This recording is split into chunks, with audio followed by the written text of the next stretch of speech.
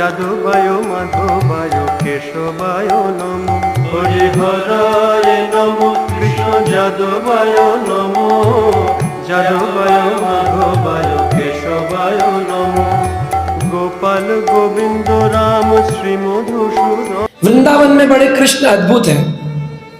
भगवान कृष्ण का वृंदावन का भाव बड़ा अद्भुत है। भगवान को कभी भी कपटी लोग पसंद नहीं है। भगवान का एक नाम है भावग्राही जनार्दन। क्या पसंद है? भावग्राही।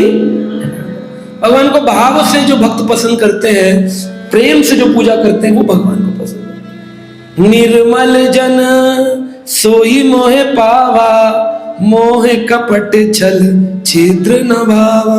जिनमें कपट होता है भगवान को वो पसंद नहीं है। जितने आप सिंपल भोले होगे ठाकुर जी उतना आपको पसंद करेंगे। भगवान कृष्ण के जो ग्वाल बाल हैं वो इसलिए भगवान को पसंद है क्योंकि सब भोले हैं, और भोलों में जो गोपियां हैं वो उनसे भी ज्यादा भोली हैं। और उन भोरी गोपियों में सबसे ज्यादा भोरी हैं श्रीमती राधा। श्री राधा इतनी भोरी, कितनी भोरी? गैया हो से थोड़ी। गैया जो होती है गाय, उससे भी ज्यादा भोरी अगर कोई है तो है राधा रानी। कभी कोई व्यक्ति अपनी बेटी का विवाह करता है तो दामाद जी से कहता है चिंता मत करो, हमारी बेटी गाय है। कहते हैं ना, गाय है, एकदम गाय के जैसी है, इसमें कोई दिक्कत नहीं, आप इससे विवाह करेंगे एकदम सीधी सादी गाय जैसी है। जब विवाह होता है तो पता चलता है, बेटा कहता है तो आप कह रहे थे गाय है, ये तो अब गाय जैसी नहीं है। कहते हमने ये नहीं बताया, मरखनी गाय है, सींग वाली गाय। तो ये तो मैंने ऐसे विनोद में कहा, लेकिन गाय सबसे भोरी होती है और उससे भी ज्यादा भोरी है श्रीमती राधा रानी। जो जितना भोला है ठाकुर जी को उतना पसंद है। सारे ग्वाल बाल, कृष्ण के हजारों ग्वाल बाल रोज प्रतिदिन भगवान के साथ खेलने के लिए आते हैं। तो सुखदेव गोस्वामी कहते हैं, श्री शुक उवाच क्वचित आशये मन्नो दद्दात व्रजात, प्रातः समुत्थये वस्यतः वत्सपानः, प्रोबधयन् शृंगरवीणः, चारुणा विनगतो वस्पुरम सरोहरी। हे राजन परीक्षित, एक दिन कृष्ण जंगल में विहार करते हुए कलेवा करना चाहा। कलेवा यानी कि भोजन, सुबह सुबह ब्रेकफास्ट जिसे आप कहते हैं, उसे व्रज भाषा में कलेवा कहते हैं। तो भगवान ने एक दिन मॉर्निंग सुबह सुबह कलेवा करने का विचार किया और सुबह उठ करके अपनी सींग का बिगुल बजाया।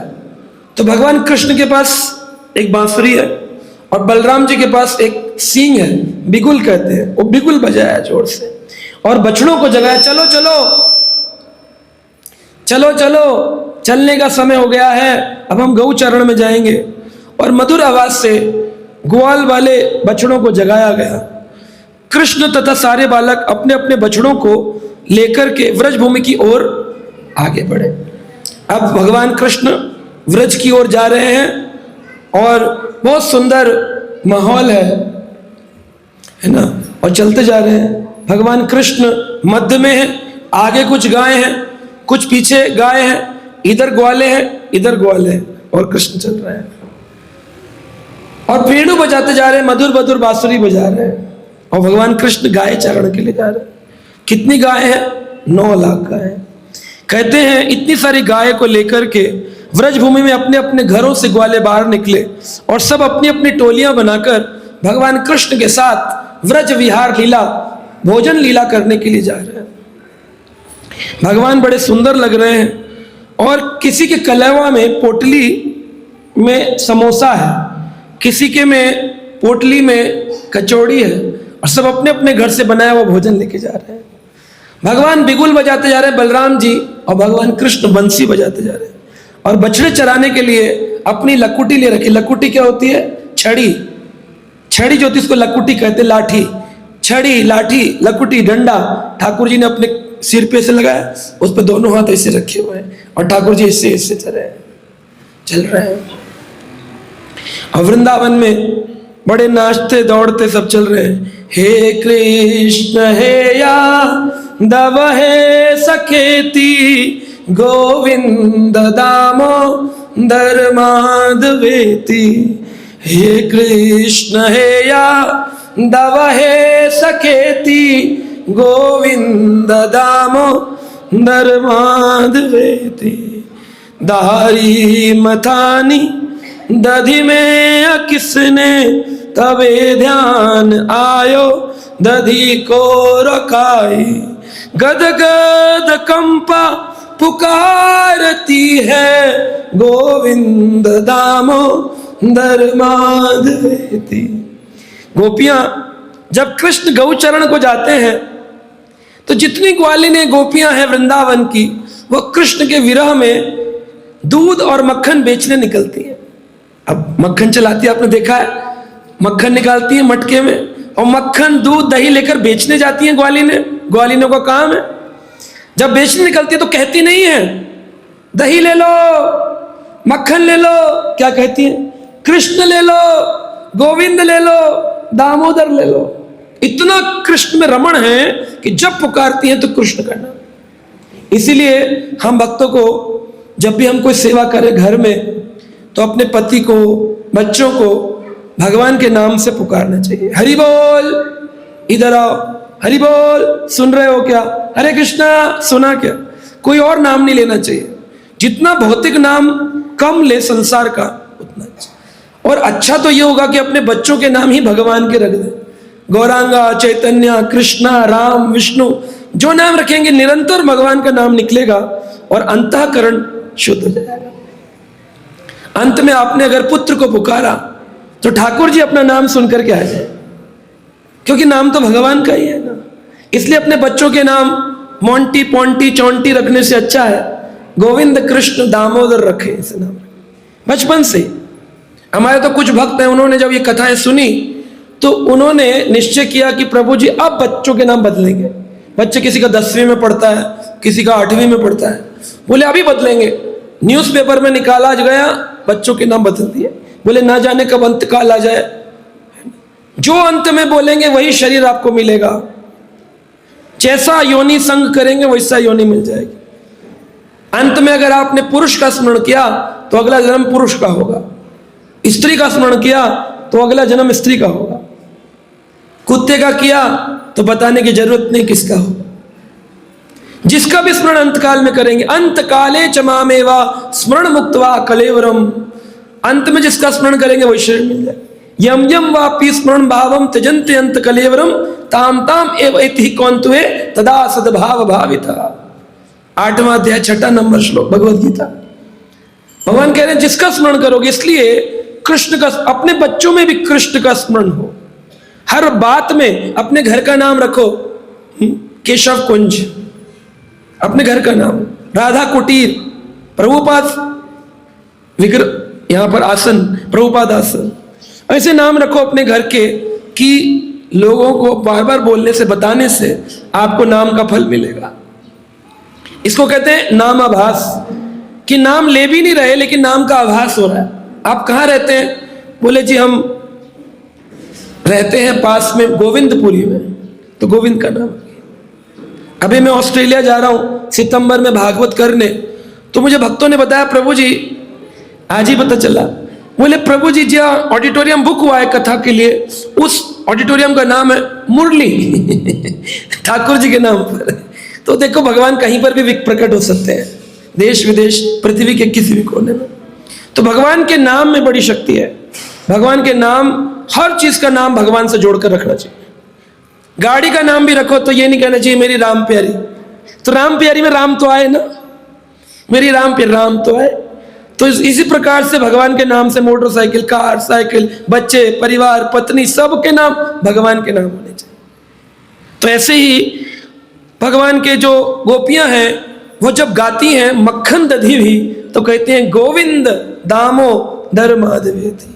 दधी मथानी दधी में किसने, जब दधी की मथानी कसती हैं तबे ध्यान आयो दधी को रही को, जिसके कारण दधी बना रही है उसका स्मरण आ गया। और जब आया गदगद कंपम पुकारती हैं, गदगद होकर के पुकारने लगी क्या? गोविंद दामोदर माधवेति, हे कृष्ण हे यादव हे सखेति, गोविंद दामोदर। बोलिए मेरे साथ एक बार, हे कृष्ण हे यादव हे सखेति,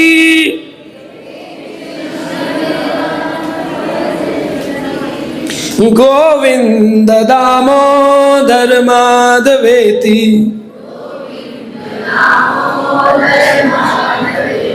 अब देखिए मैया यशोदा कैसे कृष्ण को याद करती हैं। माता यशोदा हरि को जगावे, जागो उठो मोहन नैनों को खोलो, द्वारे खड़े ग्वाल बाल बुलाते, गोविंद दामोदर माधवेति। उठो उठो, यशोदा कहती मोहन उठो, देखो तुम्हारे ग्वाल बाल द्वार पे आकर तुमको बुला रहे। अब ग्वाल बाल कैसे? ऐसे टकटकी लगाकर बैठ जाते द्वार पे, ऐसे छोटे छोटे बालक घुटने के बल चलते हैं। कई प्रकार के सखा हैं कृष्ण के, प्रिय नरमा सखा, बड़े सखा, नर्म सखा, तो अलग अलग कैटेगरी के सखा रूप गोस्वामी बताते हैं। वह सखा बड़े वाले आ जाते हैं, मैया काला तिलक लगा दियो, नजर ना लग जाए लाला को। छोटे वाले कृष्ण को टकटकी लगाकर देख रहे हैं द्वार के ऊपर, हम नहीं जा पाएंगे गौ चरण के लिए, हम छोटे हैं, हमारी मैया जाने नहीं देगी। अलग अलग भाव प्रकट करते हैं। तो मैया यशोदा कहती है देखो द्वार पे खड़े होकर तुम्हारे जो संगी हैं ग्वाले तुम्हें पुकार रहे हैं। क्या कह रहे हैं? गोविंद दामोदर माधव। इसी प्रकार जब भगवान राधा रानी आदि के साथ में लीला करते हैं तो कहते हैं सागिरी अक्षिम अवलोक्य राधम रूरण गोविंद व्योग खिन्नम सखी प्रफुल्ल पट्टम लोकम भयनम गोविंद दामोदर माधवेति। राधा रानी जब गोविंद से अलग होने की पीड़ा होती है कि अब कृष्ण चले जाएंगे गाय चरण के लिए, तो गोपियों को बड़ा विरह होता है और राधा खिन्न हो जाती हैं, उनका प्रेम लगता है अब टूट जाएगा और आंसुओं से उनकी आंखें इतनी आंसू निकालती हैं कि जिस भूमि में खड़ी हैं वह भूमि भी गीली हो गई है और ऐसी गीली भूमि पर खड़े होकर के आंखों से रोती हैं। सखिया कहती रो मत, शाम को वापिस आ जाएंगे और फिर रात को तुम्हारे साथ लीला करेंगे। लेकिन राधा रानी से वो कुछ पल का विरह भी सहा नहीं जाता और वो रोते रोते क्या कहती है? गोविंद दामोदर माधवेति।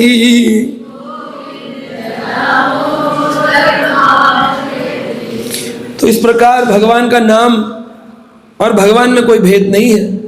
आज कलयुग में भी व्यक्ति भगवान का संग कर सकता है अगर उसके अंदर दो चीजें हों। एक, शास्त्रों की और गुरु की वाणी पर विश्वास। क्या हो? बोलिए। शास्त्रों की और गुरु की वाणी पर विश्वास। और दूसरा, निष्कपटता, सिंपल हार्ट। कैसा सिंपल होना चाहिए? जैसे बच्चा होता है, ऐसे बच्चे जैसे बन जाओ। कोई आपको गाली दे, बुरा बोले, कैसा भी नेगेटिव बोले, हरे कृष्णा, निर्मल हो जाओ। हम लोग क्या करते हैं, कोई तारीफ करे तो भूल जाते हैं। वो आदमी कहता है आपको याद है पिछली बार मैंने आपकी तारीफ करी थी? कैसे आप ही नहीं करी थी क्या? क्या हमने की? अच्छा अच्छा अच्छा। लेकिन कोई बुराई करे, वो जन्म के मृत्यु तक, अंत काल तक स्मरण रखते हैं कि इसने मेरी बुराई की थी, इसका बदला लूंगा। तो बुराई भूलनी है और अच्छाई याद रखनी है। हम लोग उल्टा करते हैं, अच्छाई भूल जाते हैं, बुराई याद रखते हैं। इसी कारण से हमारे हृदय में कपटता रहती, द्वेष रहता है। निष्कपट होने का प्रयास करो। जिन्होंने बुरा किया है उनको क्षमा कर दो, जा कोई बात, जी ले अपनी जिंदगी, जो तूने करना था कर दिया, खुश रह, तू भी खुश, हम भी खुश। तो इस प्रकार से जीवन व्यापन करेंगे ना निष्कपटता से, भगवान के नाम पर विश्वास रखते हुए, शास्त्रों गुरु पर विश्वास रखते हुए। अब देखेंगे ठाकुर जी आपके साथ भी लीला करें। आज के दिन में भी जो व्यक्ति ये कहता है, कभी कभी हम व्रज में ले जाते हैं 84 कोस दर्शन कराने, तो वहां पर हम बताते हैं यहां पर कृष्ण ने लीला करी थी। तो लोग बोलते हैं अच्छा प्रभु जी, यहां कृष्ण ने मक्खन चुराया था, यहां भोजन थाली में भोजन खाया था। अलग अलग जगह था करते हैं, था नहीं है। क्या है?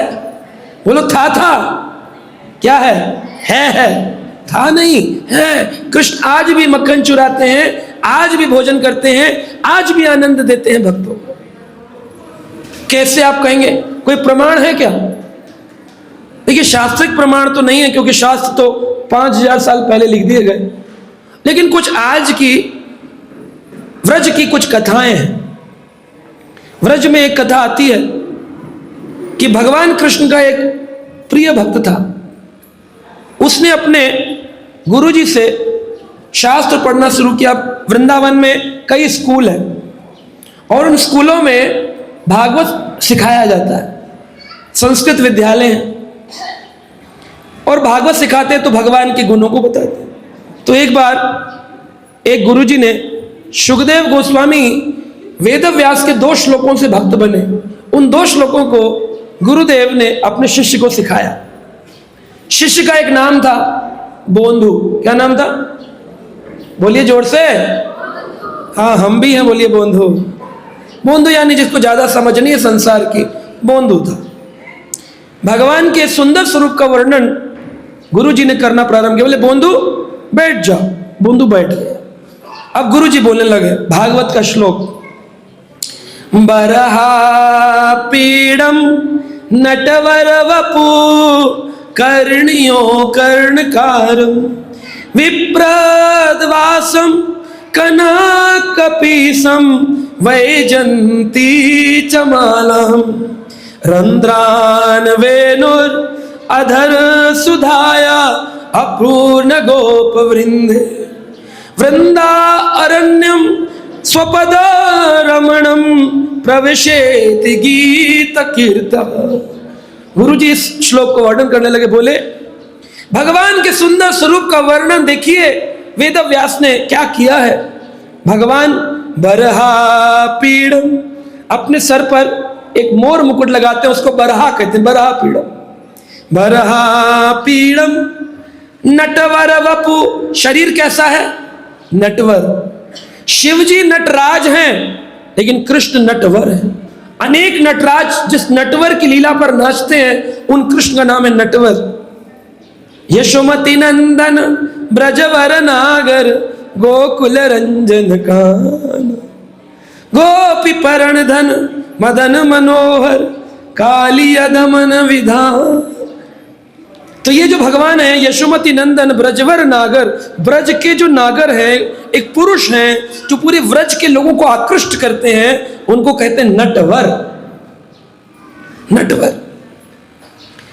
और नट उसको भी कहते हैं जो रस्सी के ऊपर चल के दिखाता है ना, नट। तो ठाकुर जी ऐसी ऐसी लीला करते हैं कि उनके अलावा कोई कर ही नहीं सकता है। उन्होंने ऐसा वर प्राप्त किया है, ऐसे नट हैं और कोई नहीं ऐसा नट। शिव जी को योगी राज कहते हैं लेकिन भगवान को योगेश्वर कहते हैं। भगवान ने गीता के 6 अध्याय 46 नंबर श्लोक में कहा, योगी नाम अपि सर्वेशाम मत गतेन अंतरात्मना। जो व्यक्ति मुझे अपने मन में रखता है, मुझे अपनी आत्मा समझता है, वह सबसे बड़ा योगी बन जाता है, क्योंकि योगियों का योगी तो मैं हूं। योगी नाम अपि, योगियों में मैं योगी हूं। योगी नाम अपि योगेश्वर। तो भगवान योगेश्वर है, शिव जी योगीराज है, शिव जी नटराज है और कृष्ण नटवर है। तो गुरुजी ने बताया बरहा पीड़म, क्या हुआ? बोलिए पीछे, मोरपंख। बरहा पीड़म नटवर वपु कर्णियो कर्णिकार। कान में क्या लगाते हैं? कर्णिका का पुष्प लगाते हैं। एक ही कान में लगाते हैं, बोले दूसरे में क्यों नहीं लगाते? कभी कभी आपने देखा होगा, कभी कोई ऐसे फूल मिलता है तो लोग उसको इसे कान में लगा, देखा है आपने? इसे कान में लगा, कुछ लोग बाल में लगाती माता, कुछ लोग कान में लगाते। तो भगवान कृष्ण से गोपियां कहती हैं, कृष्ण जब तुम वन को चले जाओगे हमें तुम्हारा विरह सताएगा, तो हम कैसे तुमसे मिलेंगे? अब ठाकुर जी इससे, राधा रानी जितनी भोली है ठाकुर जी उतने ज्यादा चालू है। कृष्ण पूरे नाटकबाज और राधा रानी बिल्कुल सीधी साधी। राधा रानी पूछती कृष्ण कहाँ मिलेंगे? तो वृंदावन में एक जगह उसका नाम है सांकेत ग्राम, बरसाना के पास। सांकेत ग्राम में भगवान कृष्ण जो जल होता है ना, वो जल हाथ में लेके ऐसे शीशा लेके जैसे ऐसे करो तो धूप की किरण आंखों में पड़ती है ना शीशे से, तो ठाकुर जी जल लेकर रोशनी डालते हैं राधा रानी से कि देखो आ जाओ हम आ गए, संकेत देते हैं। तो वही सांकेतिक ग्राम में जब भगवान नंदगांव से निकलते हैं और बरसाना से राधा रानी पूछती है कृष्ण कहाँ मिलोगे, तो अगर उनको इधर जाना है गौशरण के लिए और राधा रानी से इधर मिलना है तो ग्वालों को कैसे मूर्ख बनाए, तो ग्वालों को कहते हैं कि चलो चलो इधर चलेंगे उत्तर दिशा में, और फूल निकाल के राधा रानी को यहाँ लगा तुमसे इधर मिलेंगे। ग्वालों को कहते इधर जाएंगे तो राधा रानी को बोल रखा है जिधर कान में फूल लगा उसी डायरेक्शन में तुम्हें मिलना है शाम को। और कृष्ण वहां जाकर क्या कहेंगे, मेरे पेट में दर्द हो रहा है, मैया की याद आ रही है, भूख लग रही है, मैं जा रहा हूं, और राधा रानी से मिलने आ जाएंगे। ऐसे ठाकुर जी नाटक करते हैं, बड़े नाटककार है। तो बराहा पीड़म, मोर पंख लगाते हैं, नटवर वपु, नटवर है, कर्णियों कर्णिकारम, कान पे कर्णिका का पुष्प लगाते हैं, विप्रत वासम कनक कपीसम, और बड़े सारे उनके मणि मोती पहनकर, बहुत महंगे महंगे मोती मैया पहनाती है। और बहुत पैसे वाले बाबा नंदराज हैं, उन्होंने कृष्ण के जन्म पर 20 लाख गायों का दान किया। सोचो कितने पैसे वाले थे, 20 लाख गाय। आज भी अगर देखें एक गाय लगभग 1 लाख रुपए की आ रही है, 20 लाख को लाख से गुणा कर दो कितने रुपए हो गए, करोड़ों रुपया हो गया। इतने गाय तो नंद बाबा ने दान कर दी। सोचो कितने बड़े राजा थे नंदराज। वह नंद राजा 7 बड़े बड़े पर्वत बनाए थे मणियों के, और मणियां उठाकर ऐसे फेंकते थे ब्राह्मणों को, ले जाओ ले जाओ। तो ब्राह्मणों को दान देना चाहिए, व्यक्ति को, भक्तों को दान देना चाहिए, उससे उसका दान भी शुद्ध होता है, चित्त भी शुद्ध होता है, मन भी शुद्ध होता है। बाबा ने सबको दान दिया, बहुत सारे लोग बुलाए थे, सबको दान दिया।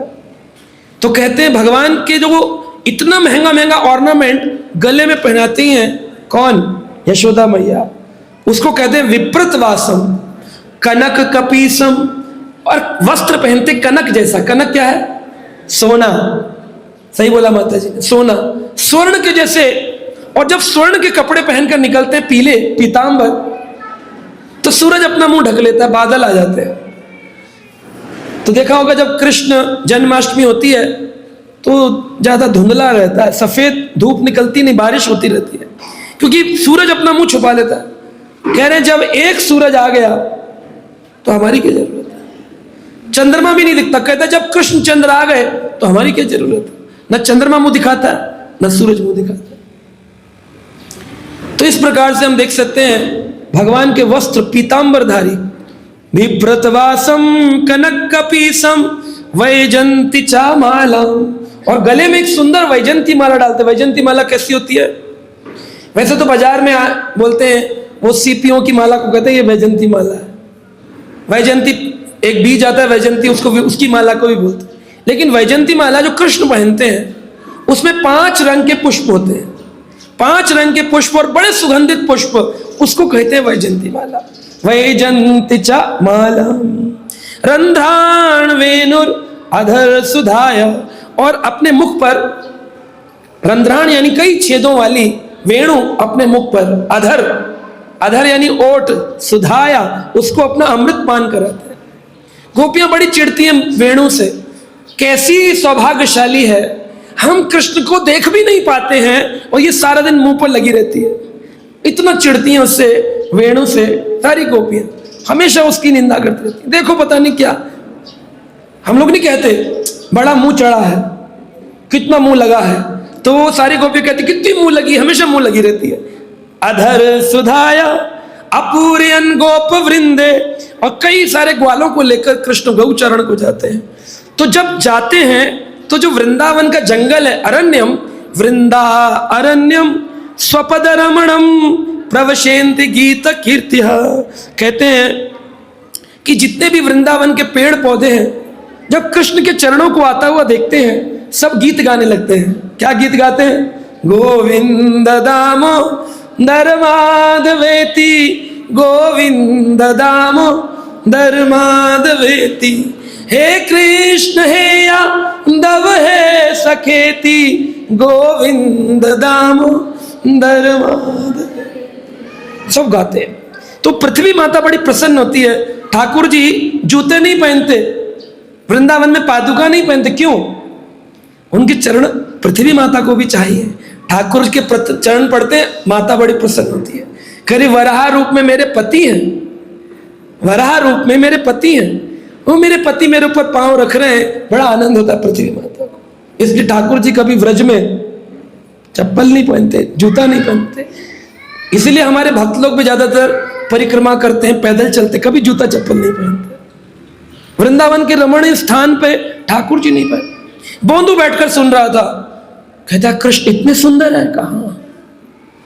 कहा सुंदर तो होंगे, लेकिन गुरुजी क्या कृष्ण कभी किसी व्यक्ति से मिलते हैं?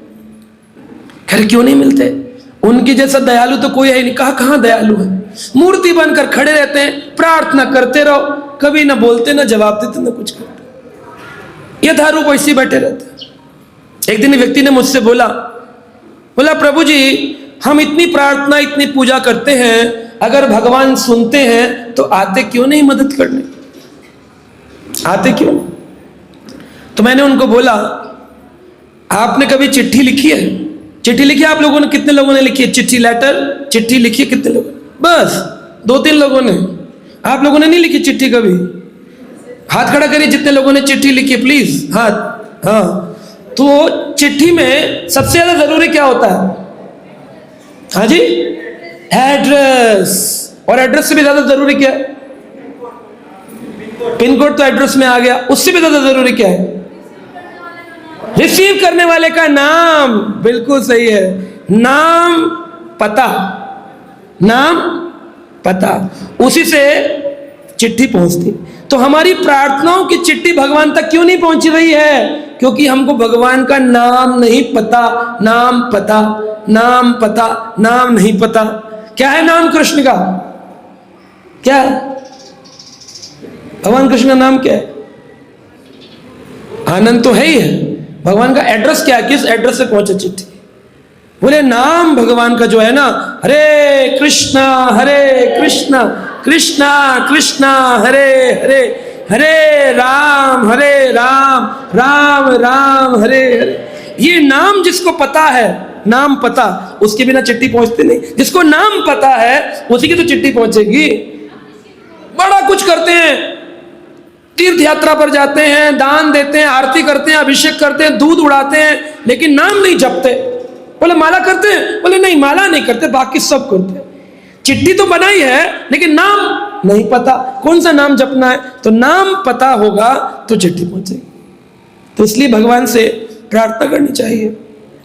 तो बोंदू बोला ठीक है गुरुजी मैं समझ गया, भगवान का नाम जपा करूंगा, अब से जब भी गौ चरण में जाऊंगा नाम जपूंगा। लेकिन क्या ठाकुर जी आएंगे? तो गुरुजी ने एक और श्लोक उनको सुनाया। उन्होंने कहा देखो जब पूतना आई तो अपने स्तन के ऊपर कालकूट जहर लगा के आई। क्या लगा के आई? कालकूट जहर। कैसा जहर था? जैसा साइनाइड होता है। साइनाइड कैसा जहर होता है, पढ़ा है आपने कभी? साइनाइड का मैंने केमिकल साइंस से पढ़ाई की है, फार्मा पढ़ा है, दवाइयां पढ़ी है लंदन जाकर के, लेकिन आज तक किसी ने साइनाइड का टेस्ट नहीं बताया। जैसे बोलते हैं सल्फर का टेस्ट पंजेंट होता है, ऐसे टेस्ट नमक NaCl का टेस्ट सॉल्टी नमकीन होता है, ग्लूकोज शुगर जो होती है उसका स्वीटनेस। ऐसे साइनाइड का टेस्ट क्या है? साइनाइड का टेस्ट क्या है? किसी ने नहीं बताया। बोले क्यों?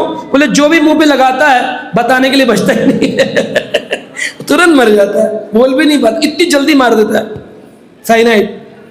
आपको मिलेगा नहीं, आप केमिस्ट स्टोर पर जाकर मांगे साइनाइड दे दो, देगा नहीं कोई। होता है, देंगे नहीं। तो इसी प्रकार से कालकूट साइनाइड से भी 1000 गुना ज्यादा खतरनाक होता है। उस जहर को छोटा सा अपने स्तन के ऊपर लगा करके और कृष्ण को मारने के लिए पूतना है। और केवल कृष्ण को नहीं मारना था, अष्टमी तिथि को जितने बालकों ने जन्म लिया है, पूतना, एक भी पूत नहीं छोड़ूंगी।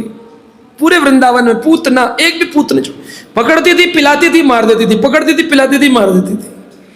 घूमते घूमते जब कृष्ण के वहां पहुंची तो अपने रूप को बदल लिया, राक्षसनी सुंदर बन गई। जब सुंदर बन के आई तो वहां पर अपने रूप को बदल के यशोदा को कहती, तुम्हारे लाला को दूध पिला। तो यशोदा मैया ने सोचा कोई लक्ष्मी स्वरूपा दिव्य स्त्री है, अगर आई है दूध पिलाने तो शायद मेरे लाला में कुछ शक्ति आ जाए। तो दिव्य रूप लेकर अंदर चली गई, भगवान कृष्ण को गोदी में उठा लिया।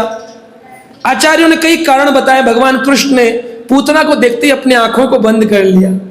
क्यों बंद किया? भगवान बोले तुम अपराधी हो, तुमने हमारे ग्वाल बालों का वध करने का प्रयास किया है, इसलिए जो वैष्णवों की अपराधी है उनको हम देखते नहीं है। आपने एक वैष्णव को बुरा भला बोल दिया और उसके बाद मंदिर जाके आप जय राधे, जय गोविंदा, हे कृष्ण, हे लक्ष्मी नारायण, भगवान आंखें बंद कर लेते। तुम खड़े रहो, मैं नहीं देखूंगा। भगवान देखते नहीं, इसलिए भक्तों के प्रति अपराध नहीं करना चाहिए, तब भगवान उससे प्रेम करते हैं। तो भगवान पूतना को देखकर आंखें बंद कर ली। कुछ लोग कहते हैं यह कारण है, भगवान ने सोचा कि हम आए तो थे असुरों को मारने, लेकिन यह नहीं सोचा था लेडीज फर्स्ट। पहली बार में माता जी आ गई मारने के लिए। अब माता जी को मारेंगे तो लोग बोले इतने बड़े कृष्ण कन्हैया, पूरे सारे ब्रह्मांड के नायक, और कि हमारा एक माता जी को मार दिए, इसलिए फर्स्ट लेडीज फर्स्ट को नहीं मारेंगे, ये सोचकर आंख बंद कर ली। ऐसे अनेक अनेक कारणों को बताया गया। तो भगवान कृष्ण को जब उसने पूतना ने जहर पिलाने का प्रयास किया तो भगवान कृष्ण ने उसके स्तनों को पकड़ लिया। अब भगवान कह रहे हैं पहला कोई सेवक आया है जो कुछ पिलाना चाहता, भले ही जहर पिला रहा है। ठाकुर जी ने स्तन पकड़ लिए और जब पीना शुरू किया जहर, तो जहर जब मुंह में गया कृष्ण के, तो जहर पूरा तो पिया नहीं भगवान ने, दूध पिया नहीं, जहर के स्पर्श करते कोई मर जाता है। ठाकुर जी ने पकड़ा और प्राणों को पीना प्रारंभ कर दिया, प्राण पीने प्रारंभ किया। जब प्राण पिए तो जोर जोर से कहती है मुच्चान मुच्चान, छोड़ दे छोड़ दे छोड़ दे। ठाकुर जी बोले छोड़ कैसे दे, कभी कभी तो कोई पकड़ में आता है, दुनिया तो इधर उधर ही घूमती रहती है। एक भक्त आया उसको छोड़ दे, ऐसे कहते छोड़ दे। पहली बार कोई भक्त बना है, छोड़ेंगे नहीं। मुच्चान मुच्चान मुच्चान करती रहे ठाकुर जी, हमने छोड़ेंगे, पकड़ लिए पूरी तरह से। तो उस राक्षसनी को खेचरी उसका नाम था, खे यानी आकाश, चरी आकाश से विचरण करती थी, उड़कर आती थी और उसने अपने रूप को बदला था। आजकल भी ऐसे ही हुआ है, टेलीफोन अपना रूप बदल कर आया है। पहले बड़ा होता था, वो डायल वाला देखा है आपने, फोन आता था, अभी रूप बदल गया, स्मार्टफोन हो गया। ये पूतना है, इसने अपने रूप को बदला है। पूतना का मां भाव क्या था? कृष्ण को मारना। तो इस फोन का भी क्या भाव है? कृष्ण को। तो हमारे घर में जो बच्चे हैं उनको अगर ये दे दिया तो उनके हृदय से कृष्ण चले जाएंगे। पूतना आ गई ना, कृष्ण को मार देगी वो। आप कितना सिखा लो बच्चे को, वो कार्टून से और वो क्या ज़ॉम्बी और पता नहीं क्या क्या देखते हैं बच्चे आज, वीडियो गेम, मर्डर करते हैं, गोलियां चलाते हैं उसमें। ये माता पिता का कर्तव्य है कि अगर उनको मोबाइल देना भी है तो उसमें कुछ कृष्ण के कार्टून लगा कर दो, संसारी कार्टून से उन्हें दूर करो। इतना कार्टून देख रहे हैं बच्चे कि पूरे कार्टून ही लगते हैं देखने में, खुद भी कार्टून हो गए, इसी हरकत करते हैं कार्टून जैसे बच्चे। तो पूतना ने अपने रूप को बदला था। खेचरी वो आकाश के मार्ग से आती थी, ये मोबाइल भी आकाश के मार्ग से आता है। एयर वाया मीडियम इसकी सारी वेव्स आती हैं, आकाश से इसमें गंदा गंदा आता है इसके अंदर। अब आपके ऊपर है, व्रज के अंदर यशोदा भी हैं और पूतना भी है। यशोदा पालना चाहती हैं, पूतना मारना चाहती हैं। आप भगवान कृष्ण की वृंदावन बनाना चाहते हो अपने घर को, और उसमें यशोदा बन के बच्चों के हृदय में कृष्ण भक्ति जगाना चाहते हो, या पूतना बनकर उनके कृष्ण भक्ति मारना चाहते हो, ये आपके हाथ में है ना। तो माँ बाप का बहुत बड़ा कर्तव्य होता है। मातृ न शिष्यात, पितरो न शिष्यात, स्वजनो न शिष्यात, गुरु न शिष्यात। भागवत में कहा है माँ को माँ नहीं बनना चाहिए, पिता को पिता नहीं बनना चाहिए, गुरु को गुरु नहीं बनना चाहिए, अगर वो अपने आश्रितों को जन्म मृत्यु चक्र से बाहर जाने का नहीं बता सकते। बनो मत, फिर माँ मत बनो, माँ नहीं बनना चाहिए। अगर माँ बनी है तो फिर उसको भक्त बनाना चाहिए। जननी जने तो भक्त जने, या तो जने वो सूर, या तो शूरवीर हो, बॉर्डर पे अपने प्राण दे दे, या तो भक्त हो, बस दो ही अलाउड है। जननी जने तो भक्त जने, या तो जने वो शूर, नहीं तो जननी बाझ रहे, क्यों खोती है नूर। अपने रूप को क्यों गंदा बनाती है? अगर बच्चा ही देना है तो एक भक्त दो, या तो देश के लिए या तो भगवान के लिए। ऐसा कहा कवियों ने। और ये बात भागवत में भी लिखी, मातृ न शिष्यात स्वजनो न शिष्यात पितरो शिष्यात। भागवत के 5वें स्कंद के 5वें अध्याय के 18 नंबर श्लोक को आप पढ़िए, उसमें पूर्ण रूप से लिखा है गुरु को गुरु नहीं बनना चाहिए अगर वो कृष्ण भक्ति नहीं सिखा सकता।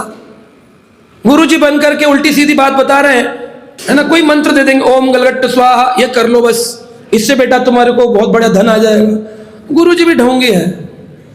अब हमारा मनुष्य जीवन ओम गलगट्ट स्वाहा करने के लिए नहीं है, हमारा जीवन है हरे कृष्णा कृष्णा कृष्णा।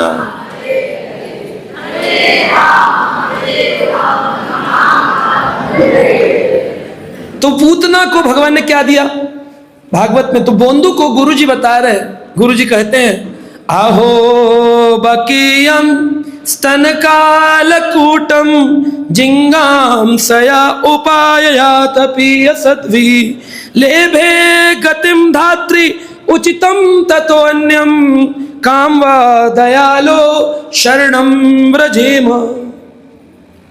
गुरु जी ने कहा देखो भागवत में कितना सुंदर बताया बंधु, ये जो भगवान है ना इतने दयालु हैं कि कोई इनको मारने का प्रयास कर रही थी उसको भी इन्होंने मां का दर्जा दिया। अहो बकीयम, अहो मतलब है, संस्कृत में अहो का मतलब होता है एक्सप्रेशन।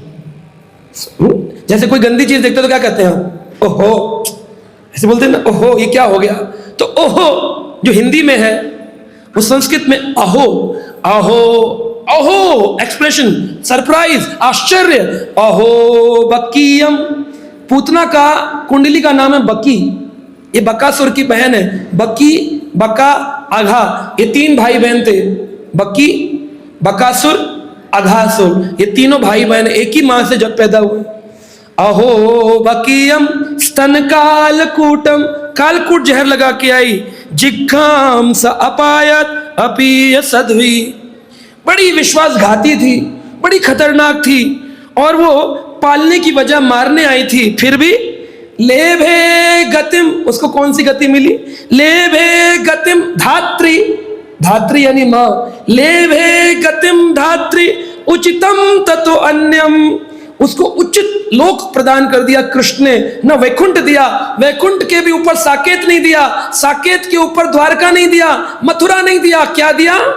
गोलोक वृंदावन दे दिया, सीधा अपना धाम प्रदान कर दिया। सोचो आप, नॉर्मल आदमी भंडारे करके स्वर्ग नहीं पहुंच पा रहा और वहां एक भगवान को जहर पिला के कहां पहुंच गई? गोलोक पहुंच गई। अहो बकीयम स्तन कालकूट, और क्या मिल गया? लेभे गतिम धात्री उचितम ततो अन्यम। अब ऐसे भगवान को बोंदू कम्बा दयालु, क्या इससे ज्यादा दयालु और कोई होगा आज तक? कोई देवता है जो इतना दयालु? कम्बा दयालु शरणम व्रजे, हमें उन भगवान की शरण में जाना चाहिए। इस जन्माष्टमी ये विचार कर लीजिए आप कि इस बार कृष्ण का एक निष्ठता पकड़नी है। एक शंकराचार्य ने कहा अगर आपको भक्ति करनी है, स्वयं शिव जी के अवतार शंकराचार्य, आप पढ़ सकते हैं, जाकर गूगल में पढ़ लीजिए या तो ग्रंथ में पढ़ लीजिए। शंकराचार्य ने कहा एको देवम देवकी पुत्र एवं, एक ही देवता है, कौन? देवकी पुत्र कृष्ण। एको देवम देवकी पुत्र एवं एको शास्त्रम देवकी पुत्र गीतम, एक ही शास्त्र है देवकी पुत्र की गीता। एको मंत्रस्य नमानि यानि, एक ही मंत्र है ऐसे भगवान को प्रसन्न करने का, कौन सा? हरे कृष्ण कृष्ण कृष्ण हरे हरे, हरे राम राम राम हरे हरे। और जीवन में 4 कार्य शंकराचार्य ने बोला, क्या? एको देवम देवकी पुत्र एवं एको शास्त्रम देवकी पुत्र गीतम एको मंत्रस्य नमानि यानि एकस्य सेवम तस्य देवस्य सेवम, एक ही जीवन में काम करना है, तस्य देवस्य सेवम, ऐसे भगवान की सेवा करनी है बस। ये शंकराचार्य बोल रहे हैं, स्वयं शिव इस बात का घोषणा अपने शंकराचार्य के फॉलोअर्स को करते हैं। तो बोंदू ने जब ये सुना, बोंदू बड़ा खुश हुआ, बोला इतने दयालु भगवान कहाँ मिलेंगे? बोले कहाँ मिलेंगे? अरे भांडे वन में मिलते हैं, और आपके कामा वन में मिलते हैं, महावन में मिलते हैं, गोकुल में मिलते हैं, नंदगांव में मिलते हैं, बरसाना में मिलते हैं, कहाँ नहीं मिलते बोंदू? क्या आज भी मिलते हैं गुरुजी? कहा हाँ मिलते हैं। अब गुरुजी ने तो शास्त्र बोला था, अनुभव नहीं बोला था। क्या बोला था? जैसे मैं बोल रहा हूं शास्त्र बोल रहा हूं, अनुभव नहीं बोला था गुरुजी ने। बोंदू समझ गया कि ये शायद गुरुजी जो बोल रहे हैं वो सही बोल रहे हैं, गुरु पर विश्वास कर। बोला भांडेर वन तो गुरुजी हम जाएं, हम भी जाते हैं गैया चराने। तो गैया चराने जाते हो तो अच्छा जाया करो। गुरुजी गाय चराने जाएंगे लेकिन खाएंगे क्या? बोले थोड़ा मीठा थोड़ा नमकीन दे दीजिएगा, गाय चराएंगे वही खाएंगे। तो बोंदू गाय चराता, पेड़ के नीचे लेट जाता और लेटे लेटे विचार करता, गुरुजी ने कहा था बड़ा दयालु है कृष्ण, जरूर मिलेगा। मैं तो सोचता था लेकिन वो था नहीं, वो तो है, कलयुग की घटना है। भगवान कृष्ण तो द्वापर में चले गए, लेकिन कलयुग में बोंदू ने भांडेर वन के अंदर वट वृक्ष के नीचे बैठे बैठे विचार किया, गुरु भगवान थे नहीं हैं। और बोंदू विचार करने लगा, खाना खाने बैठा, विचार करता रहा, कृष्ण आते तो हैं नहीं, गुरुजी कहते हैं कृष्ण होते हैं, गुरुजी कहते हैं दयालु हैं, बड़े सुंदर हैं, एक बार तो मुझे भी देखना चाहिए, मैं खेलूं किसके साथ? गुरुजी ना तो खेलने को कुछ मिलता है, बस गाय चराता हूं, अकेला खाना खाने का मन भी नहीं करता, भोजन में कोई साथ नहीं देता।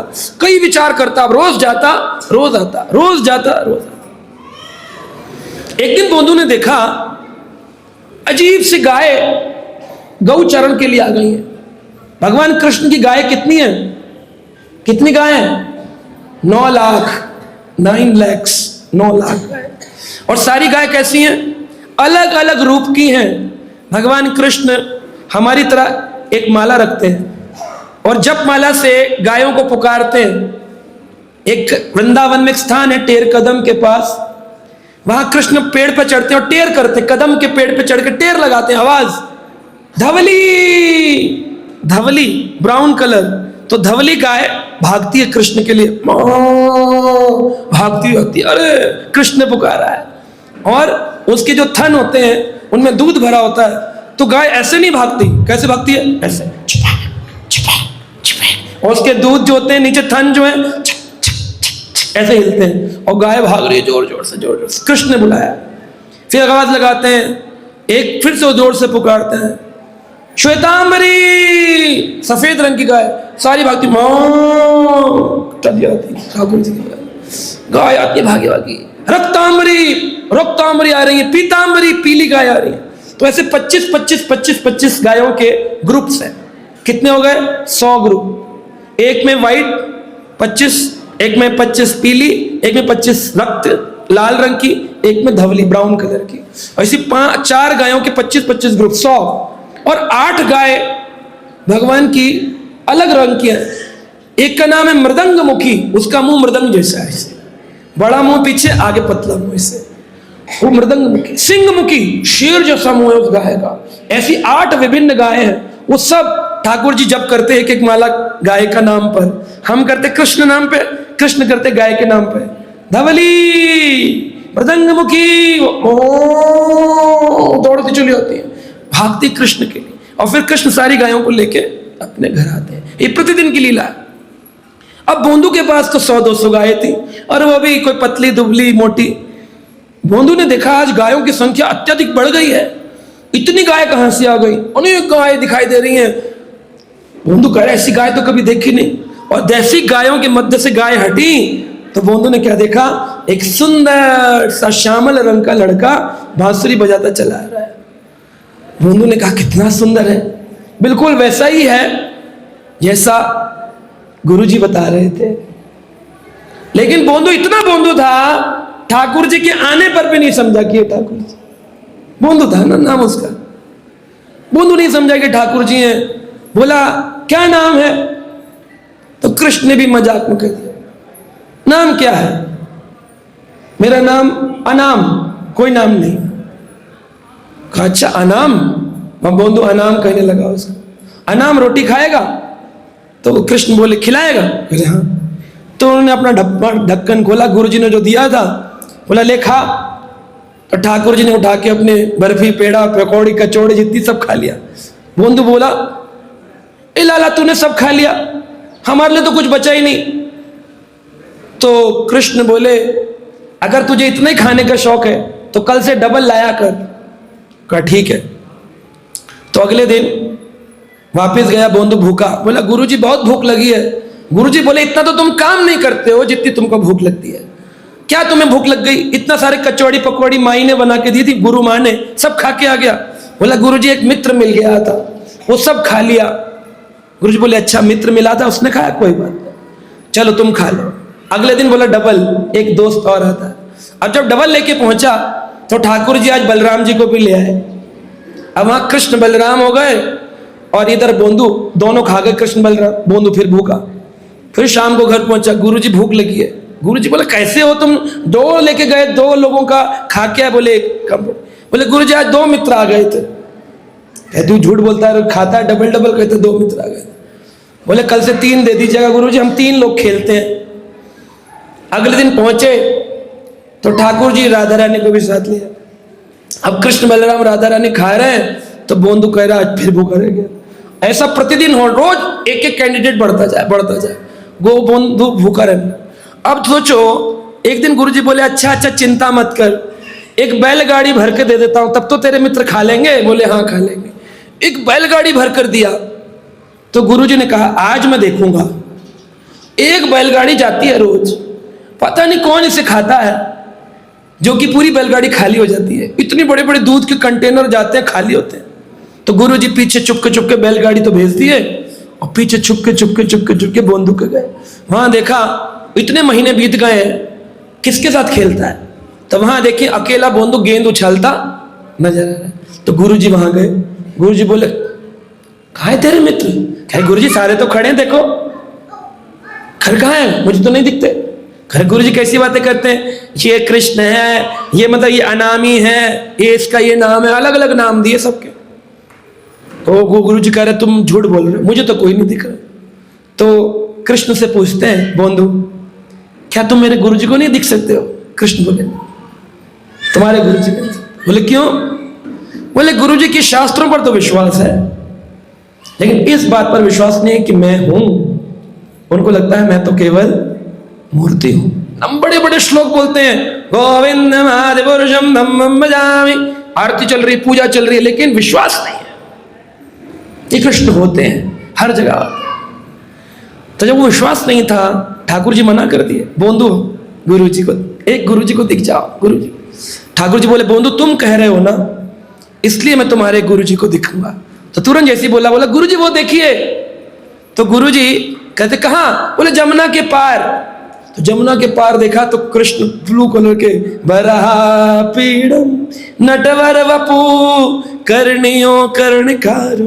देखा तो जो रूप का वर्णन प्रतिदिन भागवत में करते थे, एकदम हाथ पैर से कांपने, कैसे रोंगटे पूरे खड़े हो गए और आंखों से अश्रु निकलने। बोले हे कृष्ण कृष्ण कृष्ण। अब पागल हो गए, धूल में लेटे, कभी इधर हो जाएं।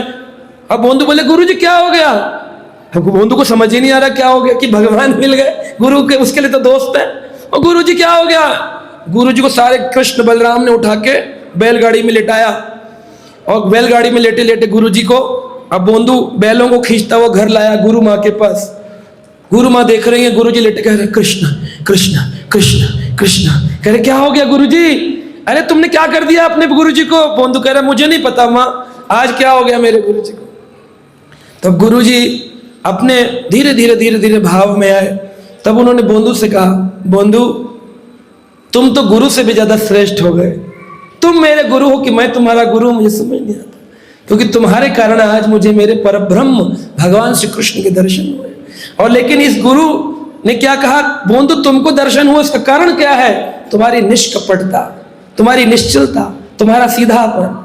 जो जितने सीधे होते हैं, जो जितने सिंपल होते हैं, ठाकुर जी उन पर रीझ जाते हैं, उन्हीं को पसंद करते हैं। तुम आप टेक्निक लगाओगे अपनी, 1 लाख रुपए जेब में, बोले जी आजकल चल नहीं रहा, दे नहीं पाएंगे कुछ आपको, हरे कृष्णा,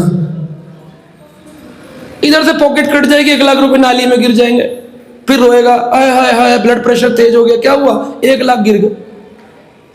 ऐसा होता है। लेकिन लोग समझ नहीं पाते, लोग सोचते हैं अरे ये प्रभु जी इसलिए बोल रहे हैं ताकि हम सब अपना पैसा इनको दे दें। अरे मैं तो अभी चला जाऊंगा, मैं कौन सा आपका पैसा छीनूंगा या ले जाऊंगा। शास्त्र के भाव बता रहा हूं मैं आपको, यही शास्त्र का भाव समझना है। ये केवल कहानी किस्सा समझ करके कि वो जगराता हो रहा था जी, उधर जी वो गणपति उत्सव हो रहा था जी, बड़ा अच्छा था, डेकोरेशन बहुत अच्छी थी, ये डेकोरेशन का विषय नहीं है, ये हृदय परिवर्तन का विषय है। ये हृदय में डाल लेने का विषय है कि गोविंद आदि पुरुषम, वो आदि पुरुष कृष्ण ही मेरे अधिष्ठात्री भगवान, मेरे पिता है। भगवान ने गीता में कहा, सर्व योनिषु कौंतुए, हे कुंती पुत्र, अहम बीज पदा पिता, मैं सबका पिता हूं। आप बताओ कौन से ग्रंथ में लिखा है, किसी भी वर्ल्ड के ग्रंथ को लिखा है, किसी पुराण को लाइए जहां पर यह कहा हो किसी देवता ने, किसी ने भी कि मैं पिता हूं, किसी ने नहीं कहा। केवल कृष्ण ने कहा, सर्व योनिषु, सारी योनियों का अहम बीज पद पिता, मैं पिता हूं। फिर लोग बोलते नहीं जी हम तो इनको पिता मानते हैं, हम तो उनको पिता मानते हैं। अब पिता को कैसा लगेगा, मान लीजिए जिन्होंने आपको जन्म दिया और अब पड़ोसी अंकल के घर में जाकर कहते हैं अंकल कितने अच्छे हैं, अंकल बहुत बढ़िया हैं, मैं तो इनको पिता मानता हूं। मान लो, लेकिन है नहीं, है तो वही जिन्होंने जन्म दिया। ऐसे ही आप किसी देवता को पिता मान लो कि हम तो भाई निराकार को मानते, हम तो शक्ति को मानते, हम तो शिव को मानते, हम तो गणपति को मानते। आप मानते हो, है नहीं, है नहीं।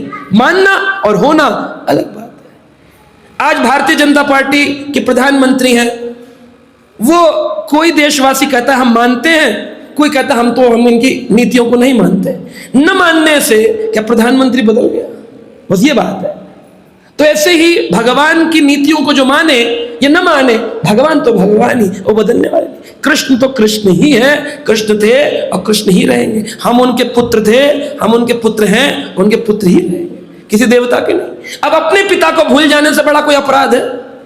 अपने पिता को भूल जाओ और पड़ोसी अंकल को खूब रोली चावल लगा रहे हैं और अपने पिता को रोटी तक नहीं चढ़ा रहे, क्या सोचेगा पिता?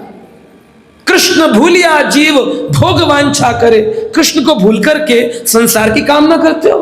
कृष्ण भूलिया जीव भोग वांछा करे, माया तार शक्ति झपटिया दे, माया शक्ति पकड़ लेती है, इसलिए सारा संसार दुखी है, क्योंकि उनके पास कृष्ण नहीं है, आनंद नहीं है, उनके पास वो रास्ता नहीं है जहां से वो सुखी हो सके।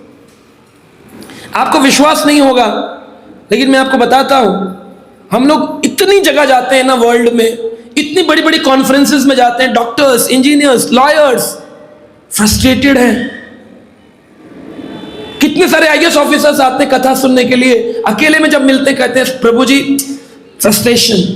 डॉक्टर्स आते हैं, सर्जन्स आते हैं, फ्रस्ट्रेशन, दुखी हैं। क्यों? कृष्ण नहीं है।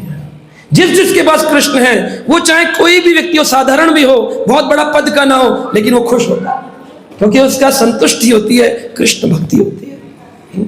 इसलिए अपने जीवन में कृष्ण भक्ति को बड़ी प्रगाढ़ता से पकड़ना चाहिए। जैसे बोंधु ने बड़े निष्कपट भाव से कृष्ण को पा लिया, ऐसे ग्वाले एक दिन वृंदावन में कृष्ण के साथ कलेवा करने के लिए गए। कहते कृष्ण वत्से असंख्याते यूथी कृत्यम स्वत्सकान चारयंतिम अर्भलीला भी विजहु तत्र तत्र। कृष्ण ग्वाल वाले और अनेक बछड़ों के समूह बाहर निकले और सब सारे जंगल में परम प्रसन्न होकर खेल रहे थे। कृष्णे वत्स संख्याते, यानी कि असंख्य का अर्थ है अनंत बछड़े, अनंत ग्वाले, बहुत सारे, अनंत यानी लाखों। कृष्ण परब्रह्म है। इस श्लोक में यह बात बताई गई है। हमारी इंद्रियां इसका अनुमान भी नहीं लगा सकती हैं कि कृष्ण किस तरह असंख्य बछड़ों को संभालते होंगे। अब कई बार लोग सोचते हैं हमसे 2 बच्चे नहीं संभलते, और यहां पर गाय 9 लाख कैसे कृष्ण संभालते थे।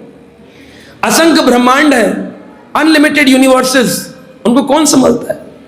मैंने अभी एक टाइम्स ऑफ इंडिया ग्रुप के साथ इंटरव्यू दिया, उसमें उन्होंने टॉपिक रखा था द मल्टीवर्स थ्योरी, कि क्या प्रमाण दे सकते हैं, साइंटिस्ट बैठे थे, क्या प्रमाण दे सकते हैं कि भगवान कृष्ण ही अनंत कोटि ब्रह्मांडों के देवता हैं? प्रमाण चाहिए, प्रूफ्स।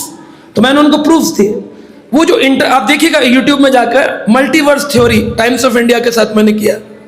वो घबरा गई, जो एंकर थी उनके रोंगटे खड़े हो गए सुन करके, बोले आप बिल्कुल ऐसे दिखा दिए प्रमाण कि अब इसको कोई झुटला ही नहीं सकता है, ऐसे प्रमाण दिए हमने गीता भागवत पुराणों से उनको। तो हम जो बात कर रहे हैं ये कोई मनोभावना या अंतर्मन की भावना नहीं, कुछ सत्संग नहीं है कि जी अच्छा करना चाहिए, सबके साथ अच्छा रहना चाहिए, बहुत अच्छा काम करना चाहिए, मुस्कुराते रहना चाहिए, be positive, don't be negative. हम ऐसे नाटक नहीं कर रहे हैं, हम जो बोल रहे हैं वो सत्य बोल रहे हैं, क्योंकि वो भागवत में लिखा है, पुराणों में लिखा है, जिन्हें स्वयं भगवान वेदव्यास ने लिखा है। तो इसका आप क्वेश्चन नहीं उठा सकते हो। किसी भी धर्म समुदाय से आप आते हो, आप प्रश्न नहीं उठा सकते हो। जितने लोग यहां बैठे सबके गले में कंठी हो, इसका मतलब होता है कि आपने कृष्ण को शरणागति करी है। अगर कंठी नहीं है तो आप नहीं कह सकते कि मैं कृष्ण शरणागत। ये कंठी हमारी शरणागति का प्रूफ सिम्टम है। कोई व्यक्ति बोलता है हम कृष्ण को बहुत मानते हैं, मैं पूछता हूं कहां है कंठी आपकी? कहते वो तो नहीं पहनी प्रभु जी। क्यों नहीं पहनी? शरणागत नहीं होना चाहते। क्यों नहीं होना चाहते?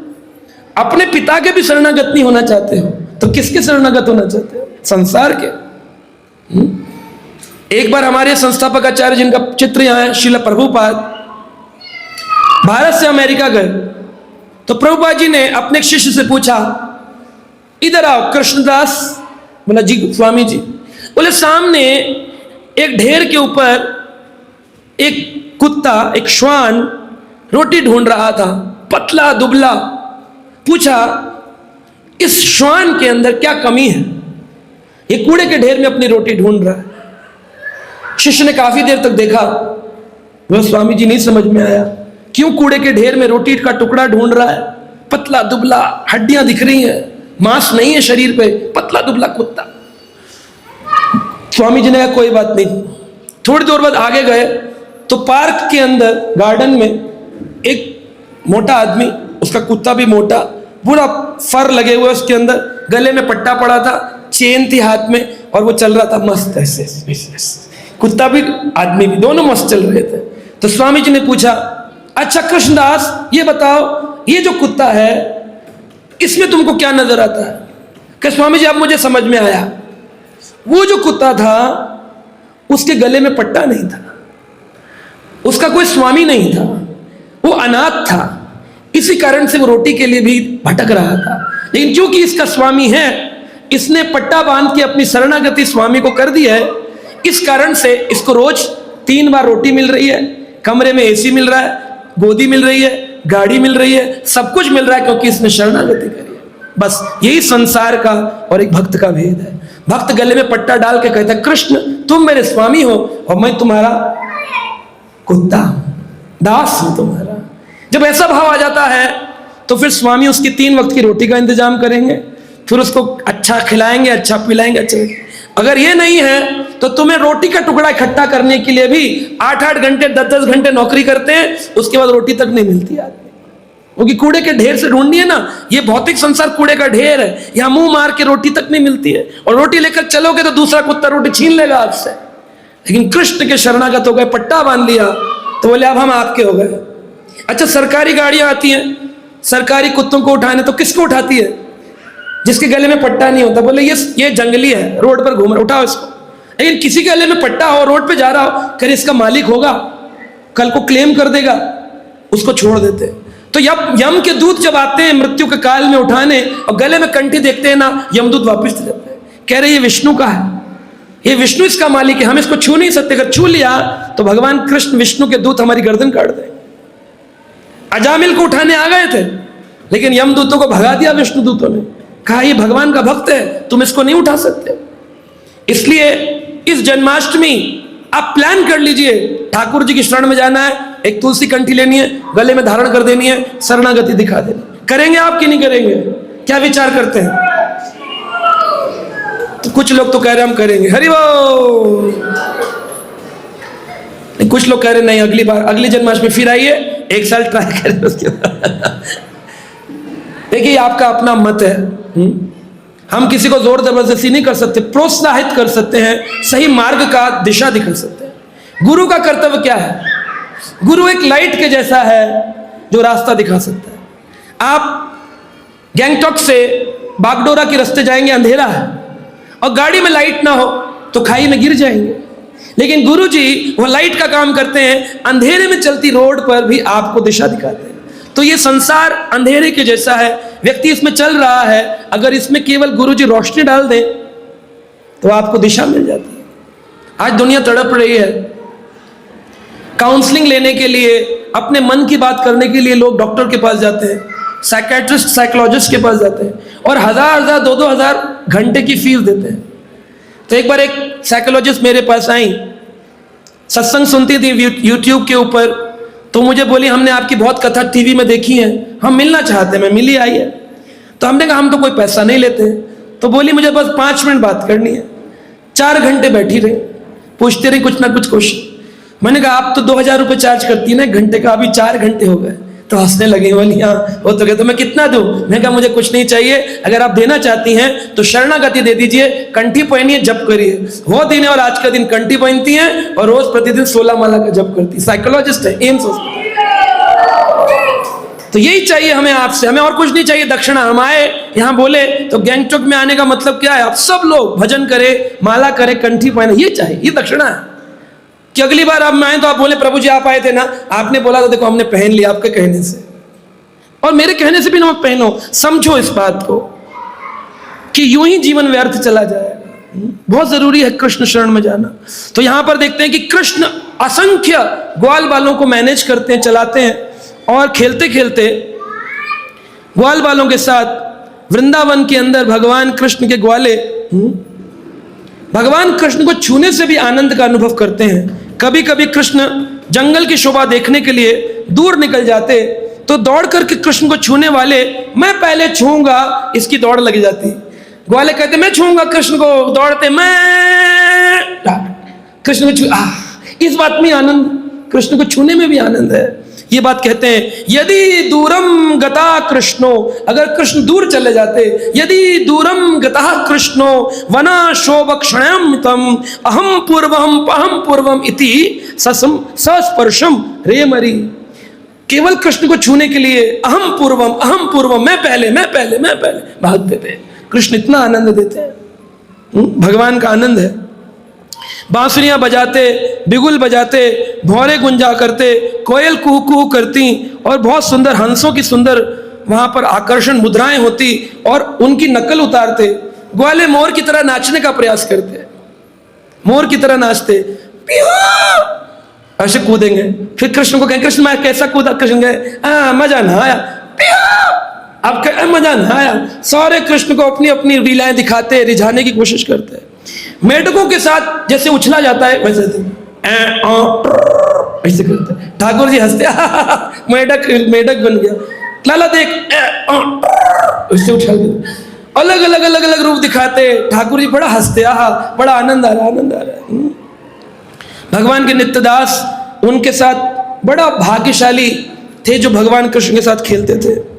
भले योगी अनेक जन्मों तक भी प्रयास करें, फिर भी वह ये आनंद प्राप्त नहीं कर सकते जो कृष्ण के ग्वालों को आनंद मिलता है। ये आनंद पाने के लिए तो भजन ही है, और कोई तरीका नहीं है। गुरु की कृपा और भजन निष्ठता। तभी क्या हुआ, कंस ने एक असुर को पकड़ा, बोला अघासुर प्रकट हो। अघासुर कैसा था? बहुत लंबा सांप था, अजगर। आगे आदमी था और पीछे सांप था। हम तो देखते केवल सांप देखते हैं, लेकिन ऐसा नहीं, आगे आदमी था आधा और पीछे सांप था बड़ा सा। लेकिन अपने रूप बदल कर वो हो जाता था पूरा सांप, लेकिन देखने में जब बात करता था तो आगे आधा आदमी और पीछे पूंछ लंबी, बहुत लंबी अजगर था, और उस आदमी के भी मुंह पे पूरे ऐसे निशान पड़े थे। अपने पूर्व जन्म में उसने, अघासुर ने, जो गंधर्व लोक के होते हैं, विद्याधर लोक के जो देवता होते हैं, उनके प्रति अपराध कर दिया था। विद्याधरों ने श्राप दिया जा तू सांप बन जा, और सांप बन जाने के श्राप पाकर के वो सांप बना था। तो कंस ने उसको पकड़ के अपने राज्य में रखा था। तो एक दिन कंस ने बुलाया, कहा अगासुर कितनी शक्ति है तुम में? कहा कंस इतनी शक्ति है अकेले बैठे बैठे सारे समुद्र का जल पी जाऊं। 3/4 जल है और 1/4 पृथ्वी है, 3/4 जल पी जाऊं, इतनी शक्ति है मुझे। बोले रहने दो, 3/4 जल पीने की बात करते हो? एक छोटे से बालक कृष्ण को न मार सके तुम्हारे भाई बहन? मेरे भाई बहन कौन नहीं मार सका? बोले तुम्हारी बहन बकी पूतना कृष्ण को जहर पिलाने गई थी, कृष्ण ने उसको दूध याद दिला दिया और छठी के दूध याद दिला, छठी के दिन ही मार डाला उसे। फिर उसका बदला लेने के लिए तुम्हारा दूसरा भाई बकासुर बड़ा असुर बन के गया था, कृष्ण को मुंह में ले लिया था, लेकिन कृष्ण ने अंदर इतनी ज्वलन उत्पन्न करी कि उसने मुंह से बाहर निकाल दिया। और जब बाहर निकाल दिया तो कृष्ण ने ददार लीला करी, एक पांव चोंच में नीचे रखा, एक पांव ऊपर रखा और चोंच फाड़ दी। ददार लीलायम, ददार लीला कर दी, फाड़ने की लीला कर, तुम्हारा भाई मार दिया। अगासुर बोला मेरा भाई बहन मर गए? बोले हाँ मर गए, अब मैं नहीं छोड़ूंगा इस कृष्ण को। कर जाओ फिर अभी वृंदावन गच्छम, जाओ वृंदावन चले जाओ। तब वो अगासुर कंस का आदेश पाके वृंदावन में घुसा। अतः अघ नाम अभ्यपततम महाअसुरः स्तेषां सुख क्रीणां वीक्षणम अक्षम नियतम यत अंतः निज जीवन इप्सुभिः पीत अमृते अपि अमरे प्रतीक्षते। हे राजा परीक्षित, तत्पश्चात एक विशाल असुर प्रकट हुआ जिसका नाम अघासुर था। अघ यानी होता है पाप, अघ शब्द का अर्थ है पाप, यानी असुर बना किसका था? पाप का ही बना हुआ था। अघासुर, पापासुर भी कह सकते हैं, पापासुर नहीं पापों का असुर। एक बच्चे से मैंने पूछा आप अपने पिताजी को क्या कहते हैं? तो कहते हैं पापा। तो मैंने कहा कि पापा? करे हाँ, मम्मी माया है, पापा पापी है। तो मैंने कहा नहीं पापा पापी नहीं, पापा नहीं ऐसे नहीं बोलते। और कुछ बच्चे सच में बोलने लगे, दिल्ली में पता नहीं गैंगटॉक का, एक दूसरे को पापी पापी, अपने पिताजी को पापी पापी, किधर हो पापी, बड़े प्यार से पापी पापी पापी। मैंने कहा सच में तुम्हारे पिताजी पापी हैं जिन्होंने ऐसा जन्म दिया इस बच्चे को? पापी। पॉप्स, अपने पिताजी को पॉप्स। कुछ लोग कहते हैं डैड, डैड, डैड तो मृत व्यक्ति को कहते हैं, ही इज डैड। एक से पूछा मैंने हु इज ही, मैंने पूछा हु इज ही, ये कौन है, हु इज ही? तो अंग्रेजी में जवाब देते कहते ही इज डैड, ये मरा हुआ। मैंने कहा तेरे जैसे को जन्म देके तो मर ही जाना अच्छा है। तो आजकल समाज में पापा पापी, पॉप्स, डैड, मम्मी, मॉम, ये चल रहा है। माताजी पिताजी में क्या दिक्कत है? ज्यादा प्यार करना है तो माँ बोल दो, बाबा बोल दो, पिताजी। बच्चों को लाला बोल दो, बोलते नहीं बेटा, लड़का। बेटा बोलने वाले अपने माता पिता के मरने उपरांत बंटवारे के लिए लड़ाई करते हैं, उन्हीं को बेटा कहते हैं। ये बेटा है, बोले हाँ आग में आगे जाके बंटवारे के लिए लड़ेगा। और जो लड़का कहते हैं हमारा लड़का है, वो आगे जाके मृत्यु उपरांत माता पिता से लड़ता है कि कोर्ट केस कर देते भाई बहन एक दूसरे पे, मेरी जमीन दो, मेरा मकान दो, लड़ते हैं। इसलिए बेटा और लड़का नहीं, क्या कहना चाहिए? पुत्र। पू नामक नरकः त्रायते इति पुत्रः। आपने किसको जन्म दिया है? पुत्री को दिया है और पुत्र को दिया है। जो पू नामक नरक से हमें तारेंगे, अंतिम संस्कार करेंगे, पिंडदान करेंगे, सपिंडिक करेंगे, उन्हें पुत्र कहते हैं।